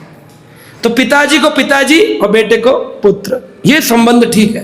पापी पापा ये ठीक नहीं है, पापी पापा। और आजकल तो बच्चे पैदा होते ही बोल देते हैं, उनको सिखाया जाता है बेटा ये कौन है? मम्मा। ये कौन है? पप्पा। अब संस्कृत से अगर देखें तो ममहा का मतलब होता है मैं। ममहा, भगवान कहते हैं ना गीता में, ममहा योगः, मेरे योग में आओ। मन मनहा, मम यानी मैं, ममहा यानी मैं, और पापा यानी पाप। तो बच्चे को सिखाते हैं बेटा तेरा जन्म क्यों हुआ है? ममहा पापा, मेरे पाप के कारण। ममहा पापा, मेरे पाप के कारण। ममहा पापा, मेरे पाप के कारण। बच्चा कहते सच में इतना पाप किया, ये माई बाप मिले मेरे को, इतना दुखी होता है, रोता है। माँ बाप कहते हैं हाँ रो रहा है, रो रहा है। रो तुम्हारे लिए रहा, कैसी जगत में आया? मम्मा पापा। पैदा होते ही उसको पाप खिलाया जाता है, डॉक्टर आता है, क्या हुआ? बोले इसको मेडिसिन, सिन यानी पाप, इसको मेडिसिन खिला रहे, सिन पाप खिला रहे। कौन सा मेडिसिन खिला रहे? कह रहे पेंटोसिन, उसमें भी सिन, स्ट्रेप्टोमाइसिन, उसमें भी माइसिन, मेरे पाप, इतना पाप, इतना पाप। और फिर वो मुझको वो नहीं सिखाते कि भगवान को भोग लगा के खाना चाहिए। तो भगवान कहते गीता में, जो बिना भोग लगाए खाता है वो पाप खाता, फिर पाप खाता, पूरा दिन जन्म ही पाप से और पाप ही खा रहा है। ऐसा ही अघासुर था जो पाप से ही बना हुआ था। वो अघासुर वृंदावन में पहुंचा और देवता भी जिसकी मृत्यु की प्रतीक्षा कर रहे थे, कभी भी मुंह खोल के देवताओं को चट कर जाता था। बोला आज भूख लगी है, देवता खाए। अजगर बड़े भयानक होते हैं, पता है आपको? सांप में सबसे ज्यादा अजगर भयानक होता है। अजगर ऐसा होता है, आपको खाना चाहेगा ना, आपको पता भी नहीं चले। एक बार एक माता जी हमको बता रही थी, बोली विदेश में एक माता जी ने सांप पाल लिया, अजगर।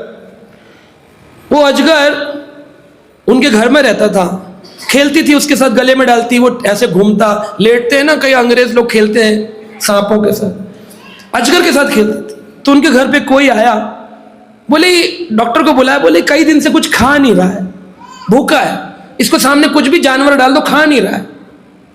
तो डॉक्टर ने बताया इसको जल्दी घर से बाहर निकाल दो। बोले क्यों? बोले ये आज रात को आपको खाने वाला है, मालिक को खाने वाला है। क्योंकि जो बोले जब कभी मनुष्य को खाना होता है तो एक एक महीने का उपवास करता है, इसने जो उपवास कह रहे हैं आपको खाएगा, मनुष्य को खाएगा, इसलिए उपवास में, इसलिए खा नहीं रहा है, इसको जल्दी घर से निकाल दो, आज रात या कल रात में निपटा देगा। तो अजगर ऐसे होते हैं, उपवास करते हैं और फिर मनुष्य को खा लेंगे, किसी को भी खा सकते हैं। और अघासुर तो दिव्य, बड़ा दैव्य था, मायावी था, उससे देवता भी प्रार्थना करते थे, हे प्रभु इस अघासुर को खत्म कर दो। देवता भी कहते थे, उसकी प्रतीक्षा में रहते थे। कहते हैं देवता प्रतिदिन अमृत पान करते थे, फिर भी इस महान असुर से डरते थे। अमृत पीते थे, अमृत पी करके आदमी मृत नहीं होगा, अमृत मरेगा नहीं, फिर भी डरते थे कि कहीं हमें खा ना जाए, और उसकी मृत्यु की प्रतीक्षा में थे। ये असुर जंगल में ग्वाल बालों द्वारा मनाए जा रहे दिव्य आनंद को सहन नहीं कर पाया, बड़ा खेल रहे हैं, चलो इन ग्वालों को खाता हूं। और फिर उसने क्या किया, उस अघासुर ने आकर के इति व्यवस्य आजगरम बृहत वपुः सयोजन आयम महाअद्रिपीवरम धृत्वा अद्भुतम व्याप्तम गुहा अनंतम तदः पथि विचेतः ग्रसन आशाय खल। ये खल दुष्ट आ गया और इसने इति व्यवस्य आजगरम, इस अजगर ने बृहत वपु, अपना भारी शरीर, स योजनम आयम, कितने योजन तक अपना मुंह खोला, ऐसे मुंह खोला, कितना खोला, कितना खोला होगा, इतना इतना इतना, कितना खोला पता है? 8 मील, 8 मील, 1 मील में 1.6 किलोमीटर, 8 मील कितना हो गया? 1.6 से मल्टीप्लाई करिए 8 को, जल्दी बताइए कितना हुआ? 8 इंटू 1.6 कितने किलोमीटर हुए? जरा ऐसे देखिए, वैसे 8 मील मुंह खोल दिया, वैसे कितना बड़ा मुंह होगा? ऊपर का मुंह दिख ही ना रहा इतना। हाँ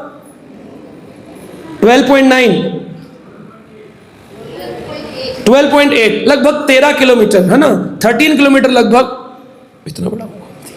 13 किलोमीटर समझ रहे हैं आप? पूरा गैंगटॉक यहाँ से घूम ले 10-12 किलोमीटर में खत्म हो जाए, इतना बड़ा मुंह पूरा गैंगटॉक मुंह में आ जाए, इतना बड़ा मुंह खोल दिया उसने। 13 किलोमीटर ऐसे 8 मील। स योजनम आयम,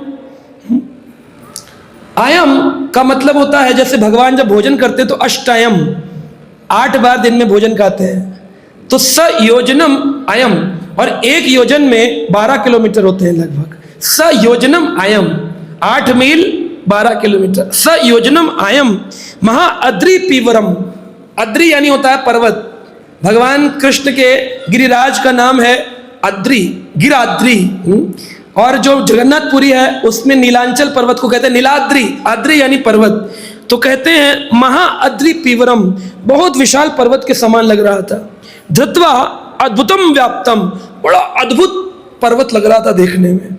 गुहा अन्नम तद पथि विषेतः विषेतः ग्रसन आशयम खलह, इस दुष्ट ने ग्वाल वालों को ग्रसन खाने के लिए 12 किलोमीटर 13 किलोमीटर अपना मुंह खोल के और ऊपर पत्ते लगा लिए, लेट लेट के, लग रहा था जंगल में कोई गुफा है। इस विशाल पर्वत को, इतने मोटे पर्वत को देख करके ग्वाल वालों के मन में आया और जीभ बाहर निकाल दी, रेड कारपेट वेलकम, बोले आओ इस कारपेट पे चलो आराम से। तो ग्वाल वाल जो थे, धरहा अधरोष्ट हो जलोदोत्र ओष्ट हो, पृथ्वी के जिसका निचला ओठ, जिसकी ऊपर की ओठ बादलों को छू रही थी, धरा अधरोष्टो, धरा यानी पृथ्वी पर जिसका ओठ था, धरा अधरोष्टो, और जल दोत अधरोष्टो, जो जलों को लेकर चलते हैं बादल, वहां तक ऊपर का मुंह और नीचे का धरती पर इतना मुंह खोला हुआ था, इतना विशाल अगासुर था। और क्या किया उसने, दरी आननम अंतः गिरी श्रृंग दृष्टम ध्वांत अंत आशय, और उसके जो दांत थे, बड़े बड़े दांत भी थे उसके मुख में अंदर, वो दांत कैसे लग रहे थे, कहते हैं जैसे विशाल गुफा के अंदर उसकी जीभ चौ मार्ग के तुल्य थी, ऐसा जैसे चौराया खोला हो, इतना बड़ा उसने जीभ खोल दी थी। और अंदर से गर्मी निकल रही थी सांस की, तो गर्मी निकलती थी तो लगता था गुफा के अंदर से कोई गैस निकल रही है, गर्मी निकल रही है। और उसकी आंखें आगों की लपटों जैसी निकल रही थी, आग निकल रही थी, लपट निकलती, आग निकल रही थी ऐसे। और उसके दांत जो थे बड़े विशाल विशाल, गुफा के अंदर पत्थर लग रहे थे, पुराने बदबूदार गंदे दांत, नहाया नहीं, खाया नहीं, ब्रश नहीं किया, अजगर तो वैसे भी नहीं करता, बड़े गंदे गंदे दांत उसके, और विशैला दुर्गंध युक्त इतना विशाल पर्वत बन के बैठ गया। अब कई लोगों ने सोचा, दृष्टांत दृश्यम, जब देखा, सर्वे मतम वृंदावनम आश्रम, अरे वृंदावन में ये गुफा तो पहले कभी नहीं देखी, चलो ग्वालो गुफा में चलते हैं। सारे ग्वाल बोले एक दूसरे को, और कृष्ण तो दूर गए हुए थे। इतने में ही सारे ग्वाल बाल अंदर जाने लगे। बालकों ने कहा, मित्रों क्या ये मृत है, क्या ये जीवित अजगर है, क्या ये मुंह फैला करके खाने के लिए आया है, ये क्यों यहां पर बैठा है, क्या कोई पर्वत है। बाई दाई दो खड्ड जैसे पर्वत गुफाएं खुली हुई हैं, इसके गल फड़े हैं और पर्वत की ऊंची चोटियां इसके दांत हैं। सब लोगों को समझ में आ रहा था ये अजगर है, लेकिन फिर भी वो कंफ्यूज हो गए, पर्वत है कि अजगर है, लग तो अजगर रहा है लेकिन कोई मरा हुआ अजगर है, लेकिन गुफा भी लग रही है, हो सकता है गुफा अजगर के रूप की हो, ऐसी कई चर्चाएं वो करने लगे। इसके मुंह से दुर्गंध आ रही है, लगता है इसने कई सारा मांस खाया हुआ है। फिर कहते नहीं नहीं, ये भी तो हो सकता है कि इस गुफा में कई जानवर जाकर अंदर मर गए, उनकी दुर्गंध आ रही, चलो एक बार अंदर चल के देख लेते हैं। और फिर तब बालकों ने, क्या यह प्राणी हम लोगों को निगलने तो नहीं आया है, कहीं ये बकासुर की तरह हमको निगल तो नहीं जाएगा। सारा ज्ञान था, फिर भी इतने भोले थे, वह धीरे धीरे उसके अंदर जाने लगे। अब भगवान कृष्ण को पता चल गया। भगवान कृष्ण बोले, ये है तो कोई राक्षस हृदय में बैठे और हमारे ग्वाल बालों को खाने आया है, तभी अब मुझे अपने भक्तों को बचाना है। भगवान कृष्ण ने क्या किया, ग्वाले अंदर चले गए, और कृष्ण देख रहे हैं ग्वाले जा रहे हैं, जोर से चिल्ला रहे हैं, ग्वालों अंदर मत जाना। तब तक तो अंदर चले गए, और जैसे ही वो अंदर गए, उसने जीभ अंदर वापस की और मुंह क्लोज कर लिया। ग्वाले बोले, अंदर अंधेरा कैसे, अंधेरा कैसे, अंधेरा कैसे, अंदर तो अजगर का पेट था, देखो कितना अंदर अंधेरा है, कितना अंधेरा है। तभी कृष्ण भागे, कृत्यां किमत्र अस्य खलस्य जीवनम नावा अमिषाम च सताम व्यसनम द्वयं कथं स्यादिति सविचिन्तया ज्ञात्वा अविशतुंडम अशेष खरी। अब क्या करना होगा, इस असुर का वध और भक्तों का बचाव एक साथ दोनों को किस तरह संपन्न किया जाए। असीम शक्तिशाली होने से कृष्ण ने ऐसी बुद्धि युक्ति निकाली कि दोनों का साथ में काम हो सके, ये मर भी जाए और ग्वाले बच भी जाए। तो भगवान कृष्ण भी पीछे पीछे भाग करके उस अघासुर के मुंह के अंदर घुस गए। जब वो मुंह बंद कर रहा था, आखिरी में जैसे भागते भागते ट्रेन पकड़ते हैं ना, ठाकुर जी उसके मुख में घुस गए, एंड टाइम, लास्ट मोमेंट।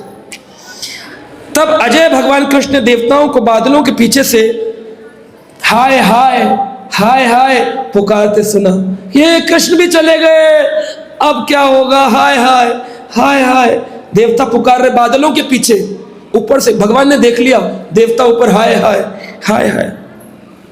तुरंत उन्होंने स्वयं तथा अपने संगी ग्वालपालों को असुर से बचाने के लिए, जो उन्हें चूर्ण कर देना चाहता था, गले के भीतर अपना विस्तार करना शुरू किया।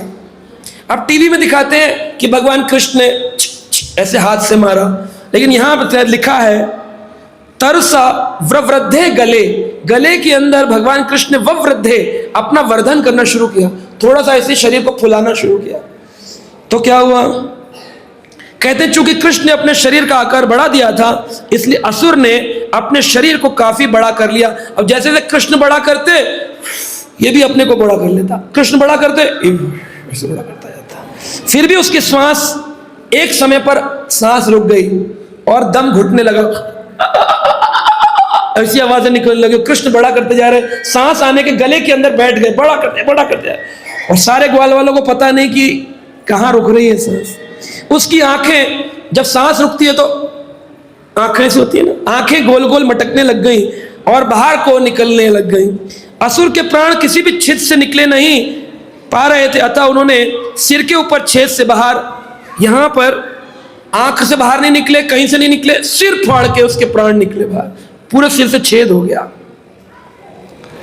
अब कहते हैं जब व्यक्ति के प्राण निकलते हैं, जिस द्वार से निकले उसको वैसी गति मिलती है। अगर नीचे से निकले, मलमूत्र का त्याग हुआ अंतिम काल में, तो नीची योनि में जाएगा। अगर आंखों से निकले प्राण, आंखें से फट गई अंत में, तो ये स्वर्ग को जाएगा। मुंह खुला रह गया और मुंह से नाम निकला भगवान का, तो धाम को चला जा सकता है। और जो तपस्वी होते हैं, भक्त होते हैं, उनके प्राण ब्रह्मरंध्र से निकलते हैं, यहां से निकलते हैं। तो 9 द्वार हैं हमारे शरीर में जहां से प्राण निकलते हैं। 2 आंखें, 2 नथुने, 2 कान, 1 मुख, 1 जनेंद्री और 1 मल त्यागने का स्थान। इन 9 द्वारों के अंदर ही आत्मा निकलती है। तो इस अघासुर की आत्मा कहां से निकली? सिर के ऊपर से। तपस्वी तो नहीं था, लेकिन क्योंकि भगवान कृष्ण का स्पर्श पा गया, तो इसको भी भगवान ने सायुज्य मुक्ति प्रदान करी, भगवान के शरीर में जाकर के लीन हो गया। अब भगवान ने अंदर, जैसे ही भगवान ने इसकी रक्षा करी, जीव गोस्वामी कहते हैं, उदाहरण देते हो, कहते अघासुर को सारूप मुक्ति मिली, नहीं सायुज्य नहीं, सारूप मुक्ति मिली। सारूप मुक्ति मिली अर्थात विष्णु को जैसा चतुर्भुज रूप मिल गया। पूतना को तो अपने धाम में ले गए थे गोलोक में, और अघासुर को भगवान ने चतुर्भुज रूप वैकुंठ दिया, अपने जैसा सारूप दिया, सारूप मुक्ति प्रदान करी। ऐसा कैसे हुआ, इसकी व्याख्यान इस प्रकार है, क्योंकि उसने भगवान कृष्ण का संग पा लिया था और निरंतर कृष्ण का चिंतन करता था। कृष्ण को मारूंगा, कृष्ण को मारूंगा, कृष्ण को मारूंगा, कृष्ण को मार, कृष्ण कृष्ण कृष्ण कृष्ण कृष्ण कृष्ण कृष्ण कृष्ण बोलने से, सोचने से वह कृष्णमयी हो गया, और इसलिए उसको कृष्ण ने सारूप मुक्ति प्रदान करी। जो लोग प्रेम के दिव्य पद को प्राप्त करते हैं, वो कभी ऐसी मुक्ति की कामना नहीं करते। कहते हमें नहीं चाहिए ये सारूप मुक्ति, हमें तो चाहिए कृष्ण का गोलोक वृंदावन धाम, प्रेम भरा स्वरूप, वह प्रेम माधुरी हमें चाहिए। हरे कृष्णा कृष्ण कृष्ण हरे हरे, हरे राम। देवताओं ने ऊपर से पुष्प वृष्टि करना प्रारंभ कर दिया और जोर जोर से कीर्तन करने लगे। भगवान ने 5 साल की उम्र में ही अपने ग्वाल वालों को इस सर्प से बचा करके यह सिद्ध किया कि देखो मैं तुम्हारा कितना बड़ा रक्षक हूं। तो इस संसार में जो व्यक्ति भगवान कृष्ण शरण लेता है, वो अवश्य में ही निश्चित रूप से ठाकुर जी उसकी रक्षा करते हैं। हे राजा परीक्षित, जब अघासुर को अजगर के आकार का शरीर सूख कर विशाल चमड़ा बन गया, तो वृंदावन वासियों को देखने जाने के लिए एक अद्भुत स्थान बन गया। लोग देखने जाते थे, अच्छा यही जगह है। आज भी वो जगह का नाम है अघासुर के ऊपर अघई गांव। तो वहां पर हमारे वृंदावन में स्कॉन का गुरुकुल है, गुरुकुल बना हुआ है। तो इस 100 एकड़ जमीन पर स्कॉन का गुरुकुल है, भक्ति वेदांत गुरुकुल। उस गुरुकुल में एक अजगर बनाया गया बड़ा सा, सिर्फ ये बताने के लिए कि ये वही स्थली है जहां अघासुर का वध किया गया था। तो एतत् कौमरम जम कर्मम हरे आत्मम अहि मोक्षणम, भगवान कृष्ण ने स्वयं तथा अपने साथियों को मृत्यु से बचाने के लिए अजगर रूप अघासुर को मोक्ष देने की घटना तब घटी जब कृष्ण 5 वर्ष के थे। इसका उद्घाटन व्रज भूमि में 1 वर्ष के बाद हुआ, क्योंकि अगासुर को मारने के बाद जब खाना खाने बैठे, क्योंकि खाना खाने ही गए थे कलेवा करने, जब खाना खाने बैठे तो ब्रह्मा जी बच्चों को चुरा के ले गए और 1 वर्ष तक बच्चे थे नहीं, इसलिए बच्चे जब लौटकर आए तब उन्होंने वृंदावन में बताया, अरे लाला ने अगासुर मार दियो, क्योंकि 1 वर्ष तक तो बच्चे थे ही नहीं। इसलिए इसका उद्घाटन उद्घोष 1 वर्ष बाद हुआ, ऐसा शास्त्र में बताया है। मृत्युम पौगंड के बालकम दृष्टम चतु विस्मितम व्रज है। 1 वर्ष बाद व्रज के वासियों को पता चला कि कृष्ण ने अगासुर को मार दिया है। तब सब लोग उस स्थली को देखने गए अगई गांव में कि कहां कृष्ण ने व्रजवासियों की रक्षा करी, ग्वालों की रक्षा करी। बोलो कृष्ण कन्हैया लाल की। तो ठाकुर जी हमारे अद्भुत हैं, अनेक लीलाएं करते हैं। तो आज हमने आपको निष्कपट भक्ति का पाठ पढ़ाया, तो मैं आप सबसे विनम्र निवेदन करता हूं, इस भक्ति के लिए अपने आप को सरेंडर करें। जितना आप आगे बढ़ेंगे, जितना भगवान को जानना चाहेंगे, उतना भगवान भी आपकी ओर आगे बढ़ेंगे। भगवान कहते हैं, ये यथा माम प्रपद्यं स्थितां स्थिते भजामि हम। जो जितनी प्रतिशत मेरी शरण में आता है उतनी प्रतिशत में उसने। अगर आप 1% कृष्ण की ओर आएंगे, वो 1% आएंगे। आप 100% आएंगे, वो 100% आएंगे। ग्वाले कृष्ण को 100% शरणागत थे, तो भगवान ने उनकी जिंदगी की रक्षा भी करी, उनके जीवन की रक्षा करी। तो आप चाहते हैं कृष्ण आपके रक्षक बने, आपके हितैषी बने, तो आपको उनकी शरण में जाना चाहिए। हरे कृष्ण। जीवन में भक्ति और शांति का संचार करना चाहते हैं तो देर किस बात की, जुड़िए हमारे YouTube चैनल कृष्णा टीवी से, जहां आपको मिलेंगे भक्तिमय वीडियोस, प्रेरणादायक भागवत कथाएं और अनमोल आध्यात्मिक ज्ञान। तो अभी सब्सक्राइब करें और हमें फॉलो करें एवं अपने प्रियजनों के साथ ये दिव्य यात्रा साझा करें और आध्यात्मिकता की ओर कदम बढ़ाएं। हरे कृष्णा।